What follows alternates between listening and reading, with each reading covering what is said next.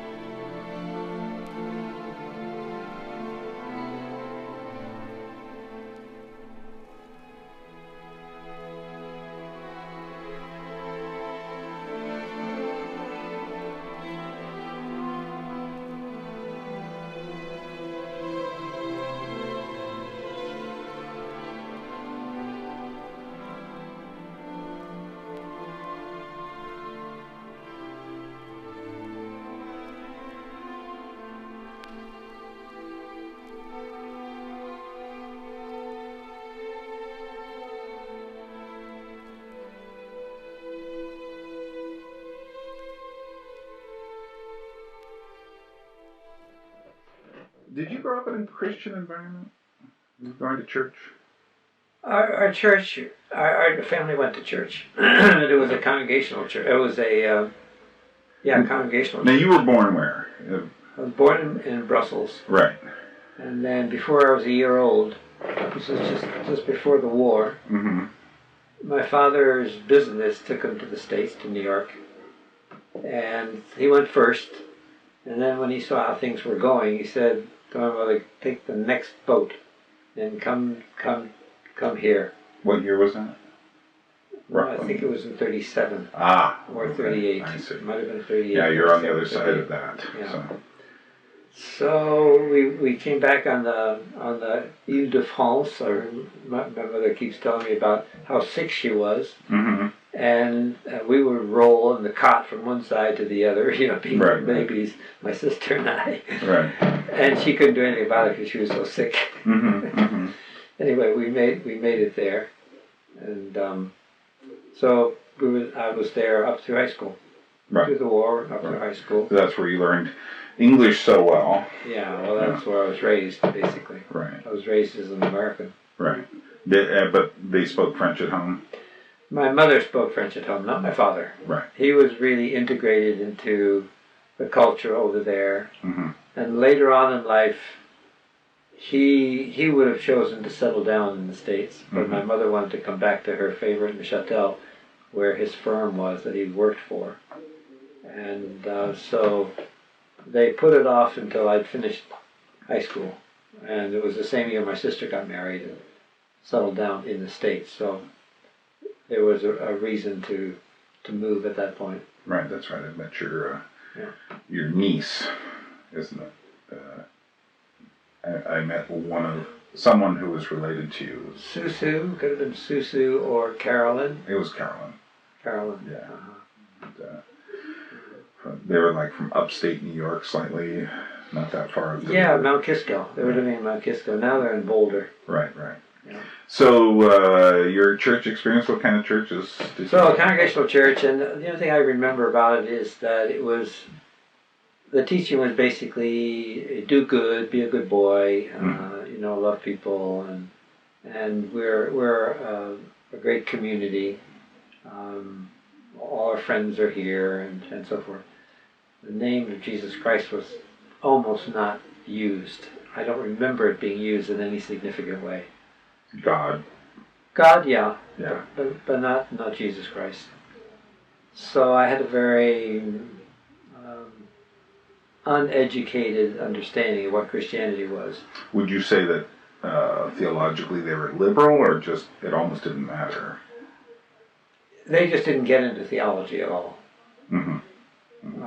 I'm sure they were liberal, and that's why they did that. But at the same time, and this was the second big influence in my life, in high school, I had a friend who had flunked the year ahead because he spent all of his time reading philosophers and kind of dealing with the whole meaning of life and not doing his work. Not the normal kind of schoolwork, which didn't... So he was reading enough philosophy to have interfered completely with his schoolwork. Yeah, and he shared all kinds of philosophical ideas, one of which I still remember to this day. He said, Santayana, his way of looking at the universe and at the world is that we need to be dreaming with one eye open. Which I thought, well, that's quite a statement, because it says you need something, but then you also need to realize that that something is not real, you know. So I had these kind of philosophical questions that the church, of course, never addressed, and we never did anything along those lines. And that's why when I first came to Laughery after coming back here to Europe, to Switzerland, what Schaeffer had to offer was right up my line. And so you came to go to school here, plus your family moving? The idea was to come back for 2 years just to see what the home country was like, and then transfer back to a college in the States. Early 50s? Came back in 54. Yeah, it was in 54 that we came back. And you went to the University of Lausanne, was that? Then, but a high school diploma was of no use over here. I had to go to a private school and get what they call the federal maturity. And it's kind of equal to, here in the Canton of Vaud, what they call the gymnase. Then with that, you could go to the university. So I had to do that for 2 years, and then went to the university. At that point, I was aiming for seminary in the States. And so I found a course that would give me a university degree in 2 years. It was on education. Why were you aiming for seminary? Well, at that point I had come to Laughery and everything. Yeah. So you came to Laughery. Did you meet Schaeffer through meeting Pris? Was that how it worked? How did you meet? It was through Pris, yeah. She was going to the university to learn French to teach. And in her class, it was just beginning this new semester, in walked this very tall, fashion type looking woman. And Pris thought to herself, here's somebody I'll never meet. You know, she's not in my world. And then during the course, the professor said, I'd like to have everybody read some French to see what level you're at. And of course, when it came her turn, she spoke fluently because she had lived in Lausanne and Champéry and using French all the time, had gone to some French schools. And whereupon this girl turns around very slowly to look at it. Who is this person who speaks French so well?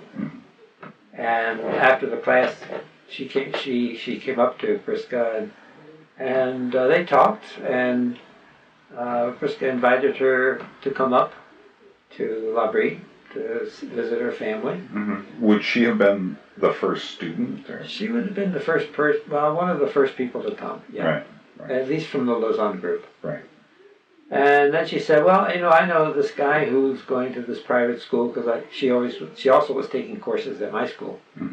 And a few times we had met up and talked on street corners. I remember one conversation on divorce. And so she invited me to come up. That's how I actually came up. Right. So had you come up, who invited you? This woman. I see. Yeah. I see. So she invited you. Yeah. To come up with her, kind of like as almost protection. Or? Yeah, she was going to bring me up. Right. And then it turned out that she couldn't make the bus and the train that I was taking, and she said, just go on up there and I'll meet you. So that's what I did. I just went up on my own and met her there, and met the Schaeffers. So I came with that kind of dichotomy in my mind of church is having to do with faith, where you don't think, and on the other hand, philosophy has to do with thinking. That there was a dichotomy between the two. Faith and reason just didn't go together. Right. It was like, this is what you do on Sunday, and then the rest of the week you think. So what was your impression of Dr. Schaeffer and the ideas? And I assume his ideas at that point were probably a little different than they were later. Had he already gone through his crisis? Yeah. And basically what they wanted to do was to open their home for discussion. And was that how they defined L'Abri at that time? Yes. They weren't thinking so much of students coming to stay with them yet. No, not at all. Right. No, that came up. That happened when one day on a Saturday night discussion, somebody hid a microphone in the plant near the barrel chair that he was sitting in, just to record him, and you could basically make out what he said, but it was muffled. And that was the beginning of recordings that led to actually opening a study center for people wanting to come and hear the discussions and lectures and things. Well, that's interesting. I'd always kind of imagined that people had been coming for a while, and then the recordings happened. And well, it did happen. They were coming, but they weren't staying. They weren't staying. No, exactly. We'd come up on weekends, and then sometimes there were GIs that came in from Germany who maybe stayed a bit longer during the week as well. But most of the time it was just weekend people from Lausanne. Yeah. So how did what struck you about Schaeffer's discussions? Well, I think ideas? he took me for a walk down the Panic Road, which is would be par for the course, and right away he basically confronted me with the idea that Christianity is intellectual and intellectually viable way of or faith, you might put it that way. That it stands up against other philosophies, and the philosophy, the heyday in that day was existentialism, and everybody was reading Sartre and Camus, and that's all about the basic questions of life. Is life just absurd? Is there any meaning to life? And is the only thing we have the existence of the moment? And so that point of view, that worldview, was then measured up against the Christian worldview, and in that way he made Christianity intellectually viable, because it presents a different worldview than the philosopher, and one that you can examine and discuss, and it's on the same level. So that kind of broke the barrier down between faith and reason. It wasn't so adamantly opposed to each other. And I think that's what really struck me, and the first thing that was of great interest. And I think most of the discussions were in the area of examining other worldviews and seeing how they measured up against the Christian worldview. Do you think he had read much of Sartre and Camus and those? Or? Well, he was not the kind of person who would read in-depth books. He got most of his material through magazine articles, talking to people. It was much more, that was his way of learning, put it that way. He's not an academic kind of a person with footnotes and so forth. He's got a synthetical mind so that he can put together what's happening in the arts and philosophy and psychology and music and so forth, and see that there's a basic worldview that's being expressed in all these different forms, including theology too. Right. More of a generalist. I would call it synthetical thinking, bringing together all these different and seeing the interconnections between them. Mm-hmm, mm-hmm.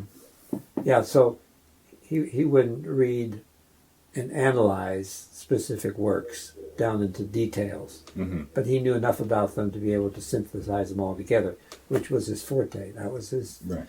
really what he was good at. Mm-hmm. Yeah. So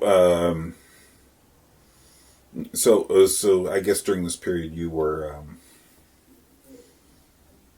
can we say slowly, or was it more of a quicker transition in towards Christianity, towards understanding things?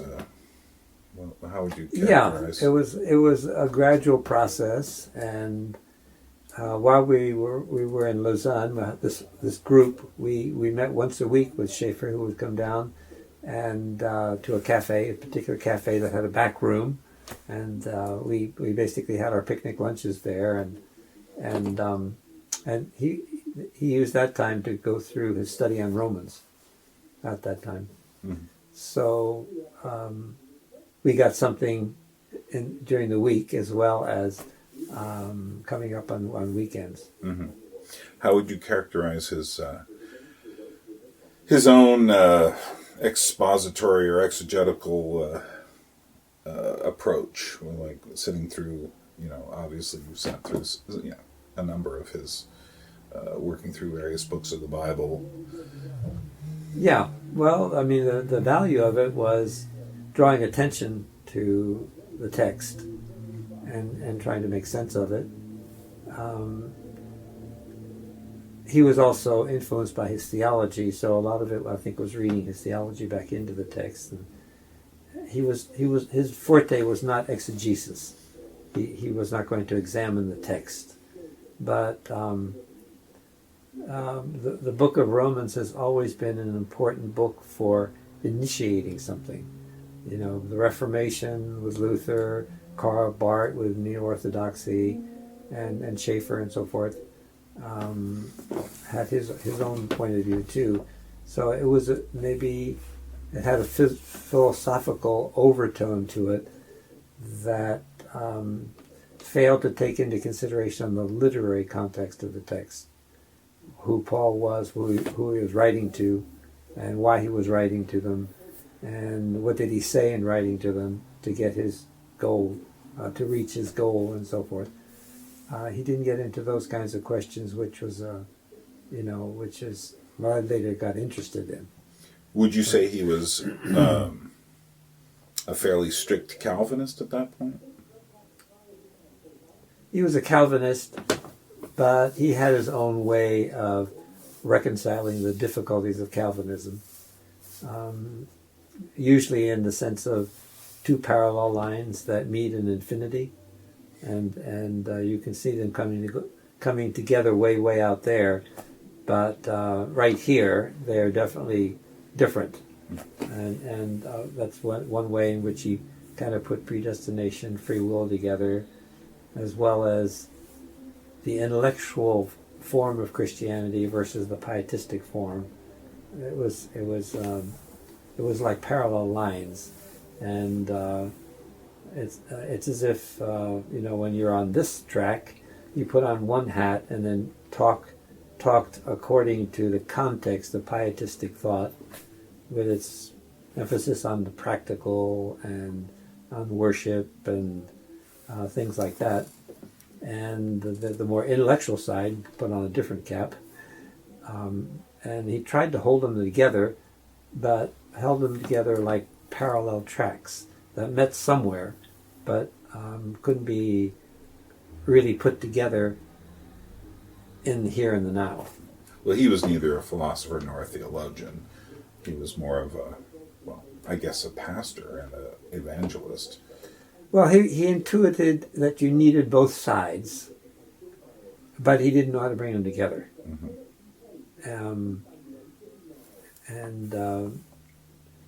I think you have to say that the options that are given are polarized, and he didn't realize that.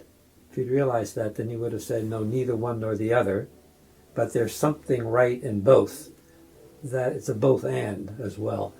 And that has to be restated in the form that allowed them to be both and. But he presented them in terms of either or, just to hold on to them. It was kind of like a first stage of something good, but in itself, it led to holding on to two things that didn't belong together. Mm-hmm. Mm-hmm. Whereas in the scriptures, I think you have them as one reality. Do you think there was always this tension in his work, in the sense that I know some of the criticism coming out of those Franky books was that Dad really wanted to get involved with art and culture and what was happening in society, but he was kept holding on to all this evangelical bric-a-brac in a sense. Do you see that was a valid criticism, or do you think that's overstating something that? I think he may have a point in that he came alive with going to Florence and examining paintings and getting away from theology. I think there's an element of truth that I think he felt more at home in that environment, and that's really what he meant by discussing with other people what Christianity is all about. No, I don't think he particularly liked to get into theological discussions, Mm-hmm. controversies, and Right. so forth. He had his position, and he would hold on to them because you needed that. but really, what his interest was in examining other thoughts and seeing seeing all the problems in them. Was Rookmacher in the picture yet? Yeah, he was early on in the picture. Yeah, Mm-hmm. yeah, early on. Yeah. And did you meet him at all during this period, or? I'm not sure when I met him first. Right. Would you say your ideas were, that you fairly gone along with the way Schaeffer was unraveling things, and without any particular questions about method or anything like that? Yeah. Well, I basically went because I really didn't know anything about the Christian world, except that it was divided. You had your Presbyterians and Baptists and Charismatics and Catholics and Orthodox and all these different ins and innuendos of different kinds of institutionalized churches. And so I thought, well, the one thing I did get from Schaeffer was the evangel, the good news, and the principle of sola scriptura, that our only basis for knowing what Christianity is in the scriptures. So I said, well, it's obvious that what I'm interested in is in learning how to read the scriptures. So when I went to seminary, what was foremost in my mind was the languages, first of all, the exegetical courses, of which there were very few. There was only one person who was actually doing that. But I was lucky enough to go at the early stages of the formation of the seminary at a time when they didn't have enough professors to go around for each of the fields. So there was a lot of leeway. There was a lot of freedom. And I was able to do what I wanted rather than being obliged to do all kinds of courses, take all kinds of courses that I had no interest in. Mm-hmm. So, already then my interest was in getting back into the scriptures. And I was very surprised to see how the Bible was actually read in the churches and used, how different it was from the way I had studied literature. To get through my federal maturity exam, I had to know what was in French literature and the works that Molière and Racine wrote, and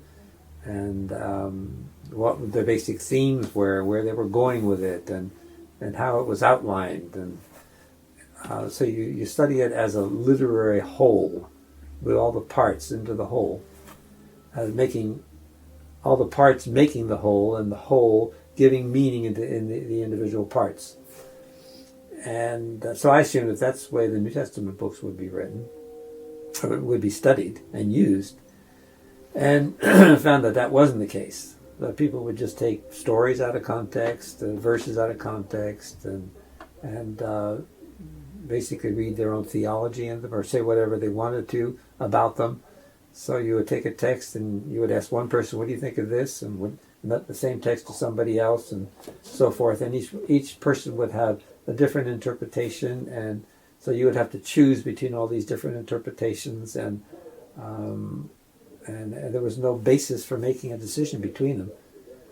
And until I realized that verses are located in a context, literary context, and the context is what helps you to determine the meaning of the sentences and the subparts and so forth. Would you say it was almost, well, I guess you're, not counting the whatever you ran into in congregational churches as a boy, most of your scriptural contact prior to that had been under Schaeffer's tutelage. Yeah. And so yeah. He was probably more honest in what he was doing than, say, the average evangelical, who will often construct a great, thing out of a verse here, a verse there, yeah. a verse here, a verse there. Yeah, yeah. And so it kind of came across to you as almost like a shock, or kind of a point of contention for you. Like I imagine going to church services there was probably a little different than what you were used to as well. And it's true that he would take verses and then kind of preach on the verses, and he didn't really have my idea of what exegesis was. We're talking about Schaeffer. Schaeffer, yeah. I wasn't put off by it. I know that was just, he basically preached all the sermons that he had preached while he was a pastor, and he did them once or twice, and a lot of them had good points to them. But it left me feeling that I really don't understand these individual books. Mm-hmm. And I think that's one of the reasons why, I felt, getting back into the original languages. And when you begin to read the text, and then in the original Greek, for example, the New Testament, the original Greek, you think, "Whoa, is that the word that they used here?" And the English word has all these connotations that are off-putting. And then you say, "Oh, but it's this Greek word," and it really doesn't have any of those connotations. So I became really interested in getting back to the Greek as the place to begin to try to understand the meaning of a text. And you learned Greek and Hebrew? Mainly Greek and Hebrew too, but Hebrew I let go because I was going to work in the New Testament. Right. Yeah. So I guess at a certain point, it sounds like you kind of came to your own conclusions during seminary about how to approach Scripture. And you'd mentioned something about a book you had read, which I'm assuming you'd read prior to this point, or maybe not, about how to read a book. Yeah. What did I say? The way I expected the New Testament books to be read is the way I studied French literature and English literature, and so it was totally normal. It wasn't anything that I discovered. It was just something I expected everybody to do, because that's how you read a book, and that's how you study a book. That's how you get the meaning of what the author is saying through a book. You have to understand it, you put it into its parts, and then put the parts together into a whole. And then I found that the church wasn't doing that. That was surprising. But it's not something that I stumbled on. It was just something that I thought was the most natural thing in the world. This is the way you're supposed to read a book. And yet nobody was doing it. Yeah. So my first question was, maybe it's God's book, or these old manuscripts. Maybe they wrote differently. We can't impose our logic on these manuscripts. So I wasn't even certain that there was any structure, literary structure, in the New Testament. And that's when I stumbled across this book. I mean, that was in the late 70s at this point. And I'd been doing some work trying to put things together and looking for paragraph structure. And because Greek doesn't have clear paragraph structure, does it? It doesn't. All the words all run together. It's all capitalized, and you don't even have breaks in words. And you get to the end of the page, and you write as many letters as you can, and the next line you finish the word. So they had to do other things to indicate divisions, like repetition of words. They call it inclusion words, and there's chiastic structures, and that I later found out. And I'd found certain relationships that existed between individual stories and so forth. So I was beginning to feel something, but it wasn't until I read this book on the literary structure of the Epistle of the Hebrews by a French-speaking Dominican friar with a Dutch name. Do you remember that name? Van Hoy. Van Hoy. Yeah, Van Hoy. And he showed me without any doubt how rigidly structured the Epistle of the Hebrews was. Totally structured from beginning to end, building his case, arriving at a climax, and then tapering off. Just exactly what you would expect of a unified piece of work. That it's going somewhere and it's building blocks, and you need this building block on which to build something else, on which to build something else, and then once you've made your main point, then you bring out some of the aspects of it, and you're working towards a conclusion. And there was just no doubt in my mind that this book was very rigidly constructed. So that was very encouraging. That was in 78. I read it in the hospital after breaking my Achilles tendon playing with Jandy out here in the back, in the front, out in front of the chalet, with kind of hiking boots that I think hit my Achilles tendon, and it broke, just snapped. Wow. And so I had all that time in the hospital to read it, and it was the most exciting time I ever had. Well, so that's essentially 78 is then That was 78. the period where 77. you'd kind of been slowly kind of formulating these ideas, but that book really helped you kind of crystallize something. Yeah. When I first came back to Laughery after seminary, What year was that? that was in 62. So it's starting at 62. It was, you've been here ever since? Yeah. And when I first came back, I was interested in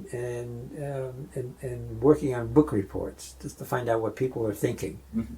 So I went through some Graham Greene works and Zorba the Greek and Julian Green was another one, and I just enjoyed going through and seeing what this book was all about, what worldview was being presented in it. And I did that for a number of years and then got tired with it because it was basically always the same thing. There's so many different philosophical positions. And so what I was reading was basically all in the same direction.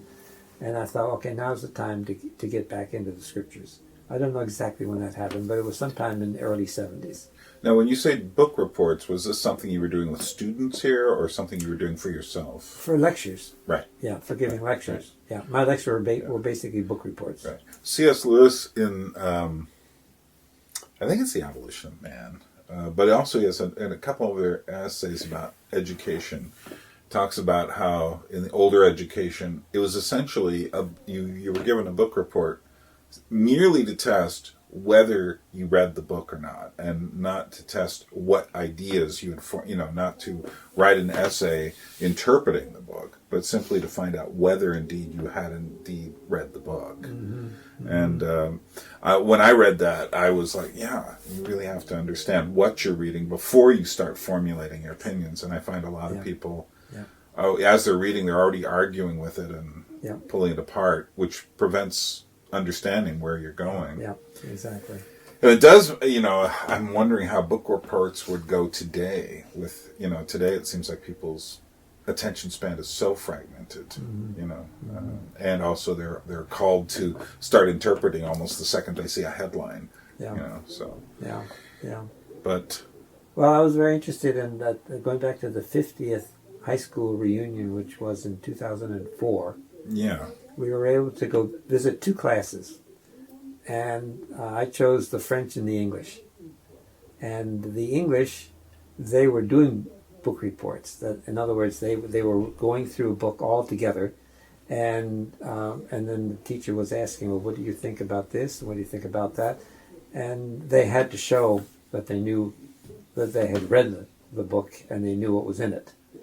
And to me, that's the key element of this kind of study. I mean, that's what I had to do for passing the exam on French literature. I had to know what was in there. And you can't just bluff your way along. You have to know a little bit of how it's structured and therefore what's in it. And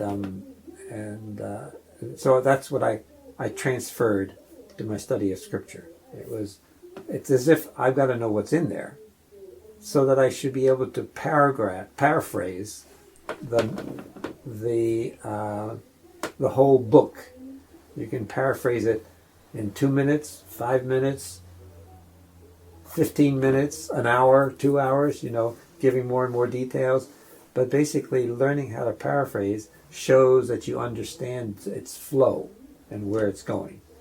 And that was my goal, basically. In my own experience, you meet people who have their inspirational texts or their proof texts for doctrine, or it's really frightening when you get to something like the rapture and the way people will construct, a little Daniel here, a little Revelations there, a little Matthew 24, 25 there, whatever, and put together this edifice. And then you pull something out, it all looks very strange, almost occultic sometimes. Yeah.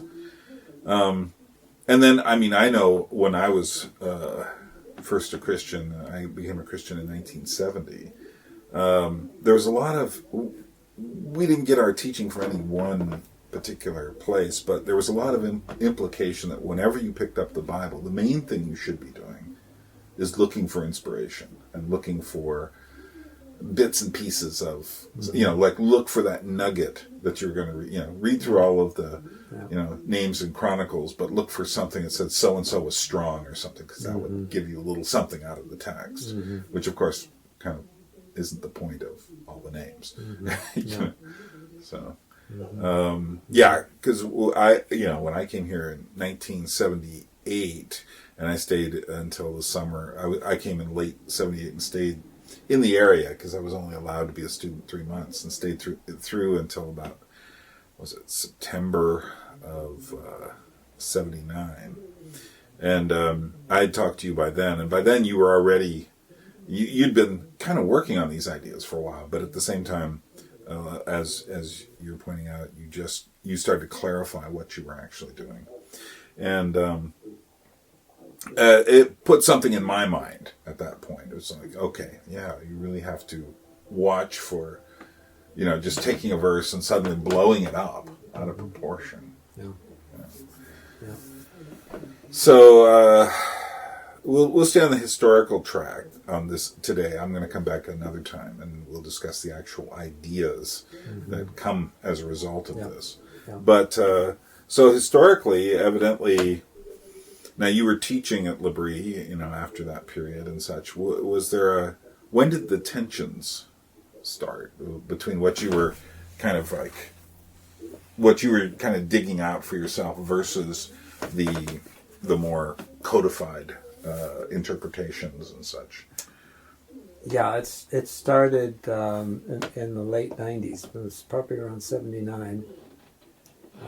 79 to 83 is when it started. The tension started, and then was resolved, basically.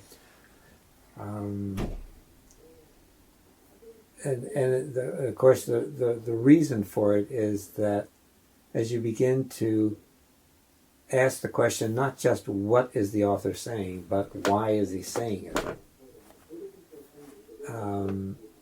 you have a different perspective as soon as you ask the question why. You're on different ground, and you're really getting closer to what the book is all about. Mm-hmm.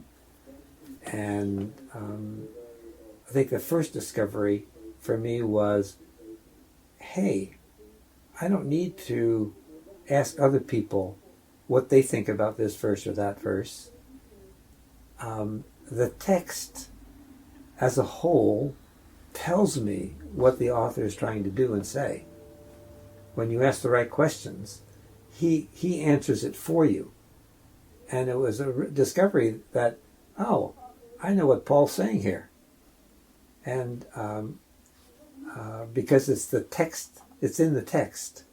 And so it's not a matter of how you interpret the text, it's putting the text in the literary context and asking the right questions and then finding the answers in the text. And that kind of process led me to see Christ in a very different way.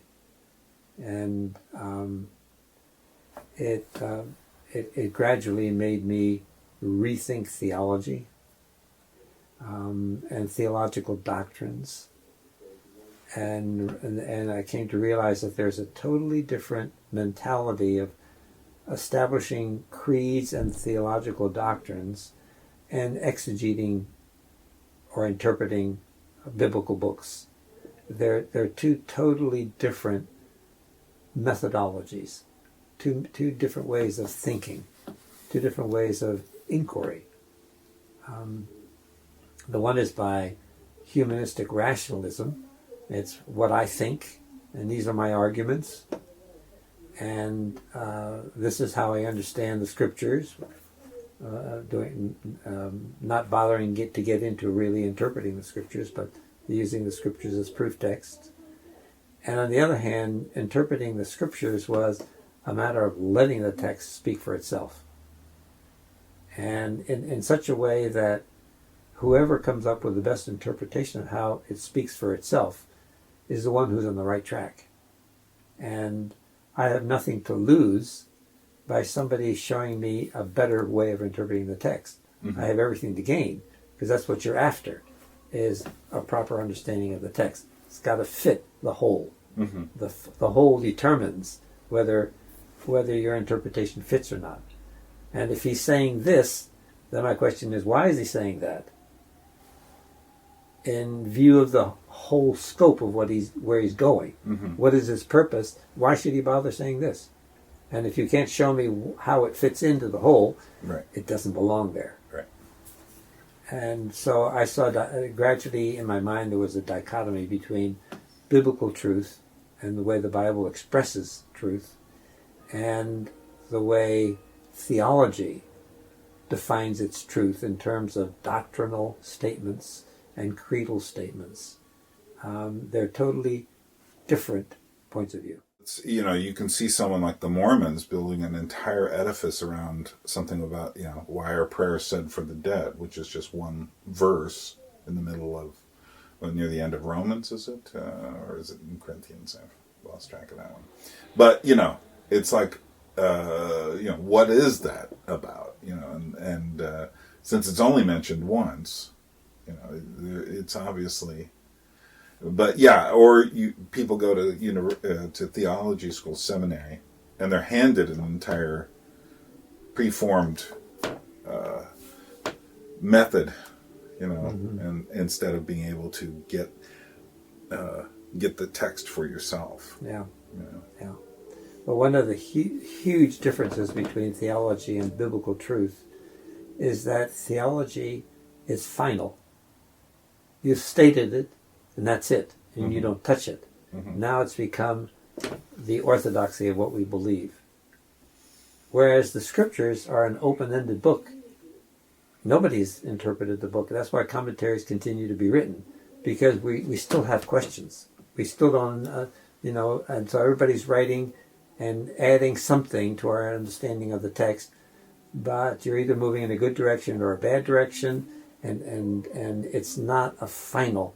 You never come up with a final interpretation. You're either moving in the right direction or you're moving in the wrong direction. That you can say. But I think one reason people like creeds and theological doctrines is because I have the security of knowing this is it. Whereas the other approach of coming to understand the text more and more, it's an ongoing thing. And we don't like ongoing things.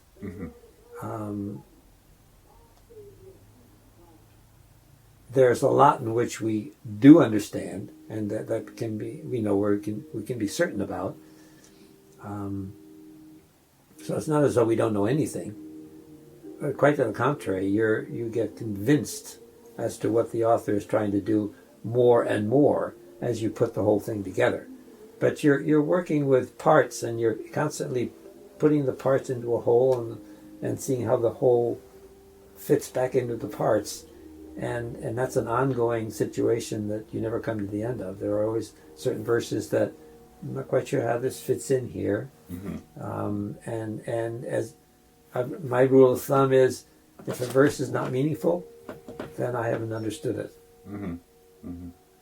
But the difference between security in a formulated thing that doesn't change. Now I can go out and play football if I want to. I don't have to worry about theology anymore. I already have it down. It's finished. I don't have to study anymore. I don't have to think about it anymore. It's just learn how to recite it. Whereas the scriptural position is you're constantly in building. You're building. And you're building more and more, getting built up into Christ more and more. And that's a totally different proposition than being built up into, of having a set of statements that summarizes exactly what Christianity is. It's much richer than that. Right. And that's what you have in the scriptures, a richness which is exciting, as opposed to theology which is abstract and purely intellectual with not much force of impetus for practical living of Christianity. And I think one of the biggest problems in the church today is that people don't experience God. They don't know who God is. God isn't in their life. Yeah, well, no wonder it can't be in their life if they aren't being built up in Christ through the scriptures. The other just leaves you with something you give intellectual assent to, mental assent to it, but after you've done that, you can forget about it. Because there's nothing more to be done. Do you think there's a value to something that we call orthodoxy?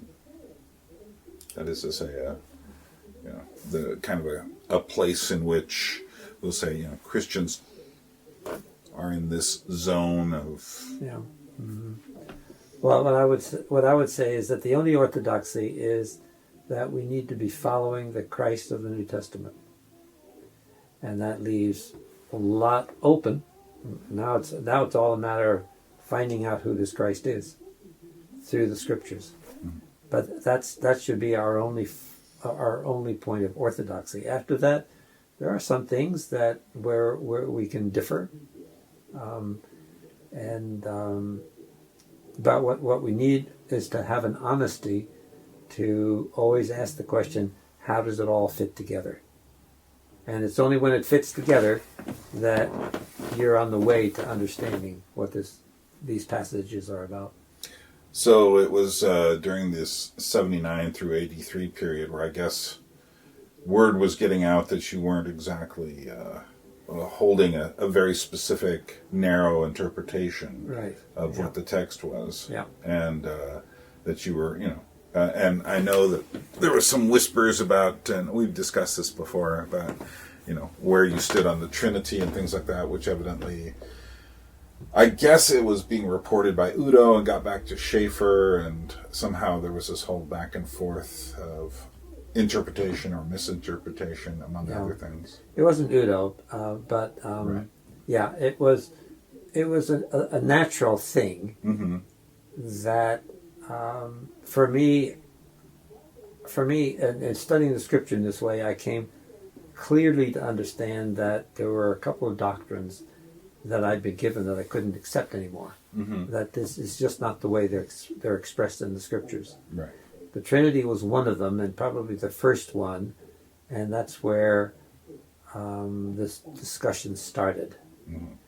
And then, as we discussed, there were three basic doctrines that I felt were totally unbiblical, and that the biblical presentation had to be formulated in a much different way. And so that's basically where the discussion centered with the members of the community. And the first one, I think, was not that important to most people, though I think the members did not always have the same opinions as to what the worst problem was. Which was the first one? The first one was predestination. Right. The Calvinistic view of predestination, the tulip, total depravity. Well, I didn't get the feeling when I was visiting in 78, 79 that it was all that important. No, it wasn't. It wasn't, though. It touches on providence, and there's been a lot of discussion about the importance of providence. But all those ideas, that theological position that's the basis of Calvinism as a tradition, I felt was totally not the way that the New Testament presents it. And then there was the Trinity, where the Nicene Creed defined it in a way that turned it into a contradiction of three in one, whereas the scriptures never did that. And there's a good reason why it doesn't, because they show the unity between the Father, the Son, and the Spirit in a way in which there is also hierarchy. And that God is God, and Jesus is Lord, because he's received everything from his Father, and he's the Son in that sense. And the Spirit is basically the Spirit of God and the Spirit of Christ. And he's not his own thing. It's not a third thing. He is the Spirit of the Father and the Son, which makes him subservient and equal to. So you have this different kind of a relationship than one that was defined according to the philosophy of Neoplatonism, with the uses of the word nature and substance and so forth. And Schaeffer and I had a lot of discussions on that subject, and basically he rolled with a punch and said, the way that you present it is not so offensive to me, but it could be in the work of Laughery, and therefore it's okay if you hold on to that position, but you shouldn't be teaching it in the midst of Laughery. So I kind of got through that one with just by Right. By Well, the skin of my you teeth. essentially had the Trinity, but it wasn't as defined by the Nicene Creed. It was defined by the scriptures instead of the Nicene, Sola which is a Scriptura. much better, a much more palatable, Right. obviously a scriptural position is always going to be satisfying, and theological positions which are created by men will always be wrong because they're created by men without any regard to the scriptures, without any If Scripture any wanted to serious say regard. it would have. Yeah, exactly. It would have said it. So, They tried to defend it by saying, well, it's consistent with the scriptures. But anything that's consistent with the scriptures is different than the scriptures. And why do you need something consistent with the scriptures when you have the scriptures? Mm-hmm. And what's this business about sola scriptura? Mm-hmm. So that was the second one, and the third one is the one that brought down the house. And what was that? For Schaeffer, the issue of infallibility of Scripture Right. was the basic argument for conservatism against liberalism. That's where he dug his trench. It was at the point of infallibility. And for me, the word was very troublesome to anybody who's interested in studying the scriptures, because it puts them on the defensive, and then they begin to read the scriptures only for trying to determine how it all fits together. It's all harmonious. There are no contradictions. There are no discrepancies. Everything is the way it's written, and it's just a bad way of interpreting a book, to impose this model on the scriptures. Fallibility is just as bad as infallibility. They're both equally wrong. And what you're after is, what is the author trying to say? And as long as he says what he wants to say, that's how he has to be interpreted, and not by any modern standards of reporting, objective reporting, because that's not what they claim to be doing, Mm-hmm. but giving the interpretation of the events and so forth. So, but for Schaeffer, that was he had this kind of a literal interpretation of Scripture, prophecy, Mm-hmm. doctrines. He really wasn't into studying it from the point of view of the literary unity of the book and what the author was trying to say. The intent of the author. The intent of the author, yeah. Yeah, I've kind of come to my own thoughts about literalism, partly based on what I had read from Owen Barfield, C.S. Lewis's friend, but that the word literalism is a concept that is specific to us, that is to say, the modern age, and wasn't a concept anyone back then would have understood as we use it. Yeah. So that when you say, I literally believe that, It happened first three, this way. that the first three chapters of Genesis are a photograph, essentially. Yeah. Yeah, and all of that would have been, if you were talking to people at that time, I think they would have been quite puzzled by it. Yeah. Especially since there's a parallelism between the first three and the next three, 4, 5, and 6. Mm-hmm. There's a literary parallelism between the two. It's creation of things, and then the objects in the things, the various things. There's a real parallelism. It's a way of saying something, but it's not a scientific formulation of how things happened. And so anyway, that was the one place that he couldn't accept, because it was such a big part of his argument against liberals.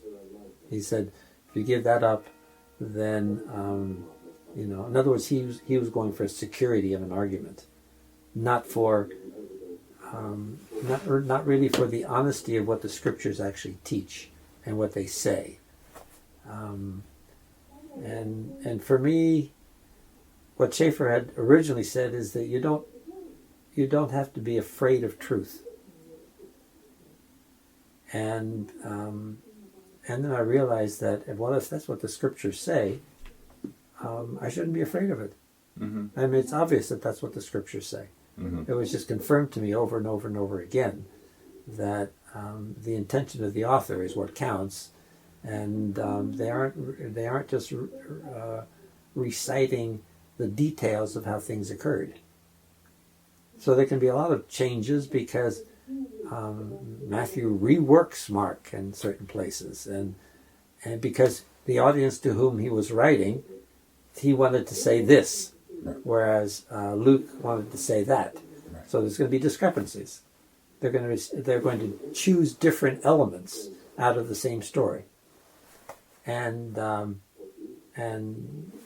and the two elements fit together. It's not as though they're contradictory, but they're moving in different directions because they're saying something to different audience. But the basic thing of you don't have to be afraid of truth. That's a principle that one of the basic principles of his theology and his apologetics, and that's what he was trying to say to a closed evangelical world. You don't have to be afraid of reading other people and seeing what they have to say. But he couldn't quite be completely consistent with He that. couldn't be consistent with it because for him truth was my Calvinist background. This is what truth is. Whereas for me the truth is whatever you find in the scriptures. So I think that was the big difference. But the principle holds even more firmly to a biblical understanding than it does to a theological presentation of Christianity. I mean, they're unfortunately, the truth of theological positions is a hindrance to faith. It stands in the way, and so I do. Well, could this be because people tend to want to turn everything back into religion? That is to say, with comfortable, repeatable, recitable kind of phrases? Well, it's security, I think, is the main word. What they like is the security of knowing that I am a Lutheran, or that I'm a Baptist, or I'm a Calvinist, or whatever. And I know there are a lot of people who are these other forms of Christianity before they're Christians, before they say they're Christian. Well, that's not enough to say you're a Christian. What kind of a Christian are you? Are you this kind or that kind? And what I've discovered is that all the idiosyncrasies of the institutionalized churches are man-made, and they don't go back to the scriptures. The Christ of Scriptures transcends the divisions between the various traditions within Christianity, and they're all wrong because they're all man created in a post-apostolic era without any regard for studying scriptures. Mm-hmm. Mm-hmm. So I guess from 83 on you became sort of just a bookkeeper. Yeah, bookkeeper and did grounds. Yeah, did all kinds of things. Yeah. So I suppose then the question, I mean, it's not a question for me because I understand, but just looking at it from the outside, the question would be like, well, why did you stick around? Was it because your family was here and... Why did I stick around? Yeah, and why I stuck around is not why somebody else should stick around. Sure. Obviously, it's personal. But I was very happy to continue my work of studying the scriptures in this way. And I wasn't looking for another place where I could live. This would give me a place where I could live, and we own this house. And why move out? And I still appreciated Laughery for what it was doing. So for me, it was not difficult at all to do the finances, which nobody else would have had the time to do, and other administrative things, knowing French and knowing the workmen around and being able to help out along those lines too. I had a place in the work. And were you doing the books for the whole organization? No, just for Huémoz. Mm-hmm. Yeah. So, yeah, well, I guess you had, within your schedule enough time to work on your own projects as well, which have been very valuable. Yeah. And it's a kind of a work that it would be very difficult to be a professor and to carry on this and to do your research. Because being a professor and preparing lectures, you don't have much time for contemplation, thinking through issues and working through texts and translating, because I translated I translate each book into an English, a Greekified form of English, an English text that allows the Greek to come through. Something like the Amplified Bible, where you have all those kind of expansions of the concept within the line, which you wouldn't want to read as a scripture, as in a church or something. No, it's more in terms of giving, as far as possible, an English equivalent to each Greek verb, each Greek word, so that when I see the English, I can say, "Oh yeah, that's the word in the original." And sometimes I have to give one word two or three different meanings, and sometimes I have to, there's different techniques of helping me understand what the original word is. Would you write, this word, and then if there was a verb, or that, like in your, like could be this or that kind of thing, or not very often, no. Right. But if I need help that's not really part of the Greek, I'll put it in brackets. Mm-hmm. So, like the word to forgive, I usually I just translated here to make to, in brackets, be away. Make to be away. So to forgive somebody is to make to be away, the literal meaning of the Greek word. Because I don't like the word forgiveness. I think it's raises more questions than it answers.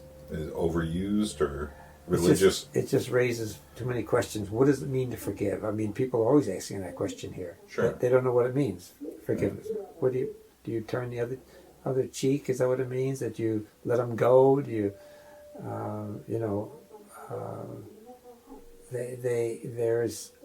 there's something in how does God forgive me when I continue to be a sinner? The word forgiveness is, I don't know where it came from, but it's not really the meaning of the word is to put behind, to get rid of sins, which is it's a different concept. Yeah, I've always kind of looked at it as kind of erased, and now you start again, kind of thing. I don't know if that fits in that, but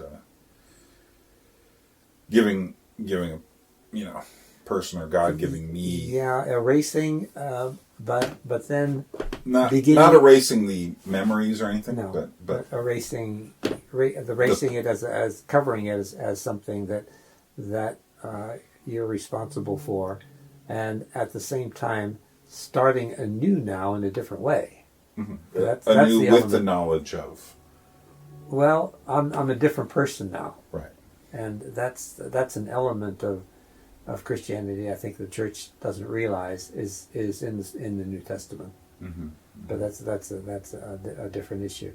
But yeah, so I have my translation that helps me to analyze the text and to use it in an English setting, and that way I can have all the sentences begin in the left-hand margin and draw brackets to show subunits and what each subunit is doing, where it's going, and then to do that with each paragraph, and then next paragraph, and then in the commentary to explain how these subunits and paragraphs fit together, where they're going.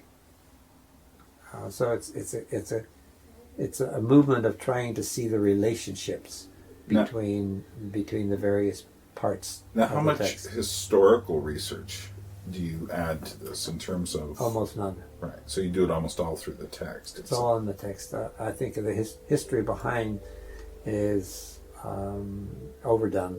It's useful and it's helpful and it's good to have, but when you actually come down to a text, you don't need much historical information. The text is going to basically tell you what it's all about. I notice, just because I've been working, researching puppetry in Europe, and I've spent quite a bit of time talking to puppeteers and various other theatrical people, and when they start talking about the text, they seem to be talking about it in a way which is not completely foreign to my American ears, but certainly there's a certain emphasis upon like getting something out of the text to bring it in. And I notice a little bit of that in your, like you were talking about, that you just naturally assumed, from your French education, that, one would, be getting the text of Molière or Racine, in a certain way, which must be faithful to the text. Yeah. And I think it's that faithful to that hangs up a lot of Americans. They just want their version of the text, how they interpret it. Mm-hmm. And I think what you're trying to do is to find the best way to be faithful. Yeah. To allow the text to speak for itself. Mm-hmm. Mm-hmm. Yeah. So why does he use this word? Yeah. And that the reason has to fit into the whole flow. Mm-hmm. It can't be a separate reason. Right. It's got there has to be some I'm always asking the question of why this word, why that word, why this construction, why that construction, but at the same time, you do have a bit of historical understanding. Obviously, it's not in a vacuum. Well, in Hebrews, for example, it's knowledge of the Old Testament. Mm-hmm. But then it's the author himself who makes allusions to the Old Testament and so forth. So, but do you use your imagination in the sense of you're reading about Jesus on the streets of Jerusalem? Do you see it as hot, dry, dusty, that sort of thing? In the sense that of trying to imagine the environment upon which all these things are taking place. If I think that the author is wanting me to do that, that's one thing. But the imagination process is more, this is what he says here, and this is what he says there. Mm-hmm. How do you relate these two things?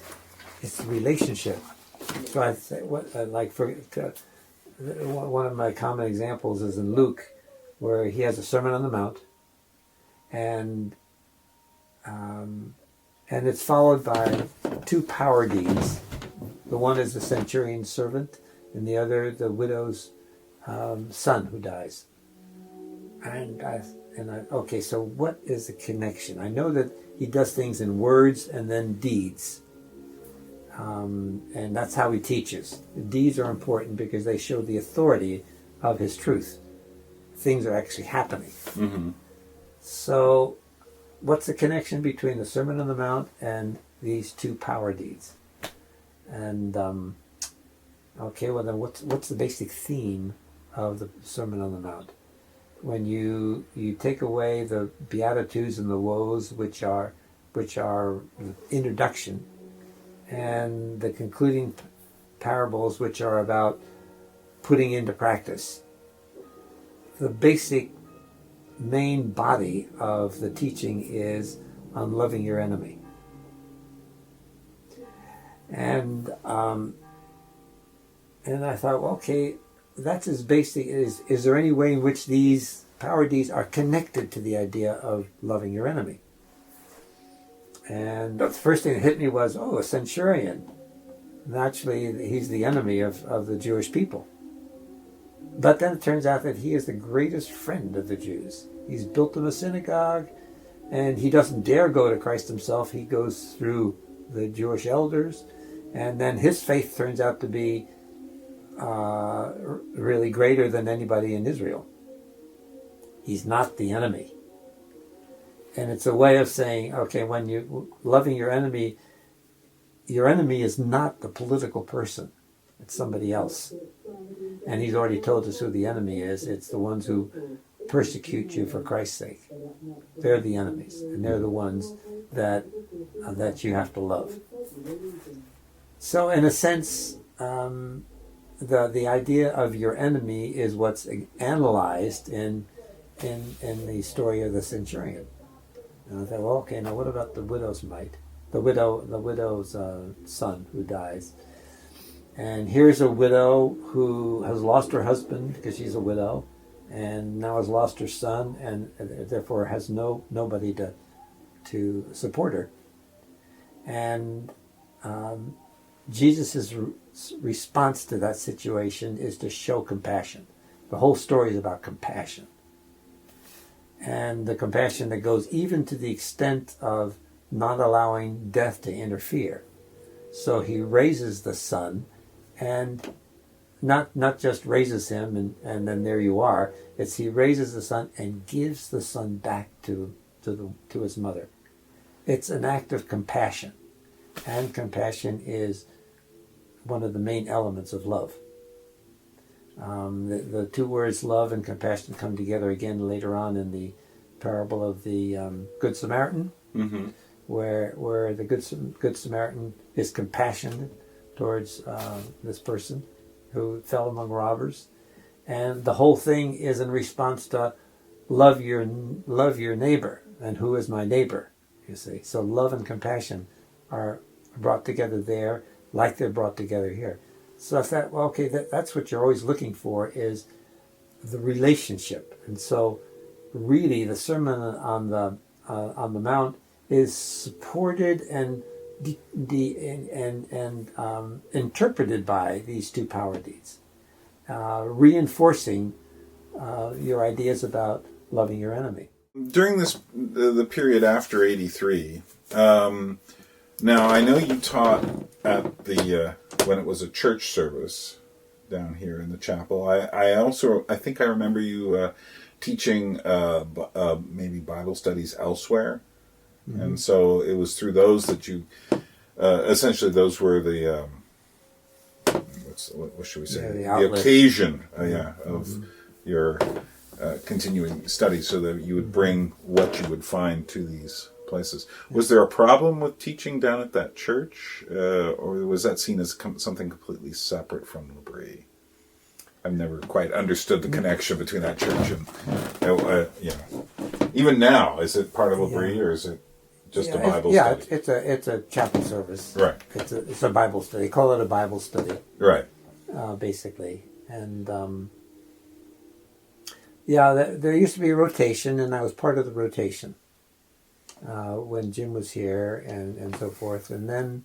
Did Ranald want you doing that? I mean, was there a point at which they said, and then Jim said it was okay, or? No, Ranald wasn't involved. He's not involved with what's going on here, so he didn't know. Right. Well, I know he was here though briefly. When I came here in '87, he was Bellevue had become part of L'Abri, and he was there. Yeah. And I remember that was the only time in all my trips where I wondered if there would be a L'Abri next time I showed up, just because it felt so. Yeah, there was a crisis. Yeah. There was definitely a crisis. During that period, I wasn't part of the rotation. Mm-hmm. It was more in the 90s, sometime in the 90s.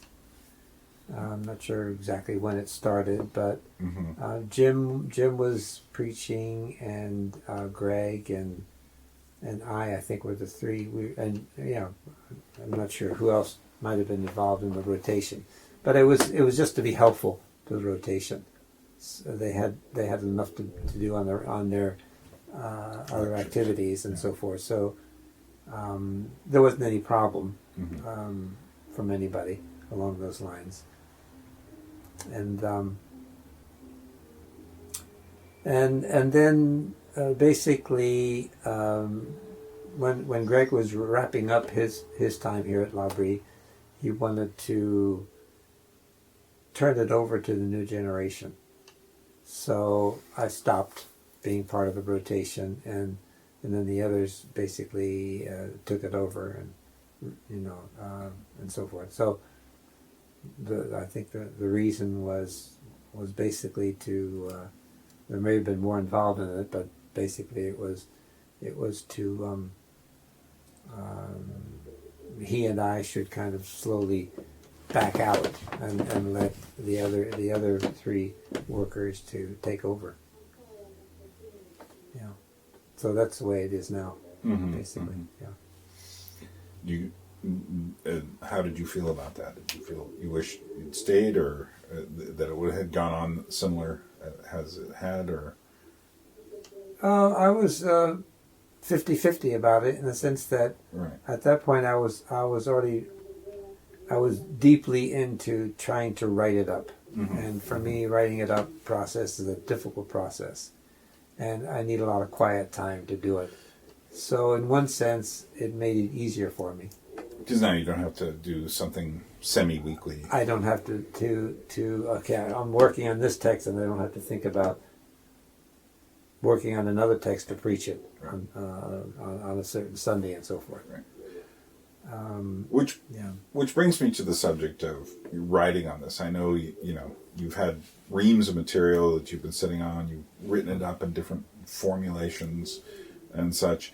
How do you want to present this material? That is to say, is it that you want to present the concept of reading the text as the text, finding what, or are there things you found in the text that you want to present? How are you? What kind of track are you on? Yeah, I think both things. It's how to read it and what you find. My subtitle for all the commentaries is "The Message of Such and Such a Book as it emerges from its literary structure." And I'm interested in the message, but the message has to be attached to the whole flow of ideas in the book. So not to be disrupted by going off in a tangent somewhere. You need the overall movement to keep you going in the right direction. The way in which my vision recently has been or my ideas recently has been, the way that I would like it to be used is for individual groups that get together and that are not afraid to look into the text. What I've written is too much, somewhat repetitive. It's not easy reading, but could be useful when you get together and having people kind of read the commentary with the text, the biblical text itself, and to use it as a point of discussion and discussion among themselves as to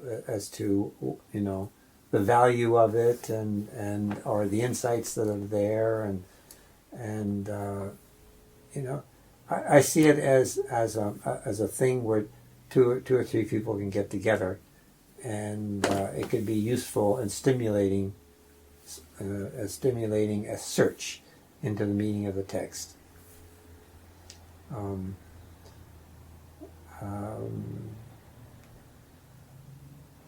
I started really writing seriously 3 or 4 years ago, not more than that. Before that, it was just jotting down some things, and I missed a lot of things by not actually going through and trying to write it, because I didn't like to do that. I was much more interested in doing the research.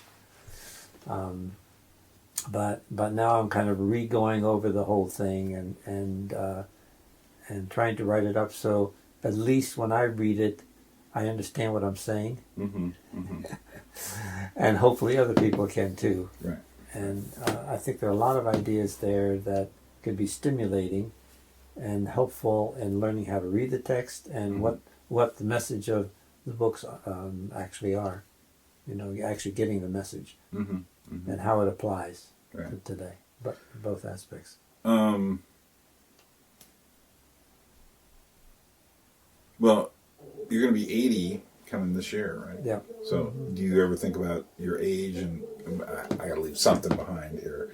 Well, that too, yeah. I think that's why I started 3 or 4 years ago thinking, okay, well, you've got it, and your ideas are not in any intelligible form. Yeah. Put it into some good form. Yeah. So that's why I've been getting into this. Yeah, I think about that sometimes. With my mother passing away, I think okay, I'm 60, but one doesn't know. So, and if someone was to I was passed away tomorrow, I mean, what would all this stuff I have done Yeah. look like? Yeah. So I should finish some things. Yes, exactly. You know. Exactly. Yeah, and that's why I'm doing this, and I'm very satisfied to be doing that. It's very exciting. It's always exciting work to write it up. Usually, when I write it up, I discover things that I missed. Right. Well, I notice, of course, since when I first came back here, there you are carrying some laundry back to Laughery, and you've stayed connected to the life of Laughery. What do you think it is that keeps you wanting? I don't see Greg around as much as I see you. And what do you think? What do you get out of all being a part of Laughery as far as meeting the students, or how are you seeing it these days? I think it's a very nice relationship, and being able to be helpful, and yet at the same time having some involvement with the people up there. I only got into, the bookkeeping and all the administrative things. I still don't see how that's going to be taken over by somebody else. Daniel's not going to be here that long, so you still do that. So yeah, I'm still involved pretty heavily, though he's helpful in doing a lot of things, and I hope that he's going to write up a description of the work and how it's done. Are you trying? Is there a definite process to try to make some sense out of the various things that you do, so that you can pass it on, so that someone else can do these things? Exactly. That's what I'm hoping. He is doing it, and I think that's the main reason that he's here. Not that he's going to be here forever, but maybe for a couple of years. And so it would give him a good chance of writing it all up for somebody who would come in later. And then, as far as getting the wash done here, that just happens to be something that I fell upon as I would walk to work into the laundry room and see the wash that was out all night and got drenched in the rain because nobody brought it in, or that was still in the washing machine and never put out while the sun was out. Or still wet. And so it was still wet. Just hanging. Yeah. And I realized that students who work for 3 hours, different students who work for 3 hours in the morning and 3 hours in the afternoon, oftentimes are not doing the laundry when it needs to be done, which is at lunchtime and in the evening when it needs to be brought in. And so I began doing it, and then realizing that it's a huge job, and quite frankly, most people don't know how to hang up clothes so that they dry. And then I got a pattern of how to dry things and where they dry the best, ways of hanging them up on, putting some of the socks on top of radiators and putting them in the furnace room and the other two rooms and hanging fitted sheets over doors that can stay open. I mean, I've got my system that seems to work pretty well.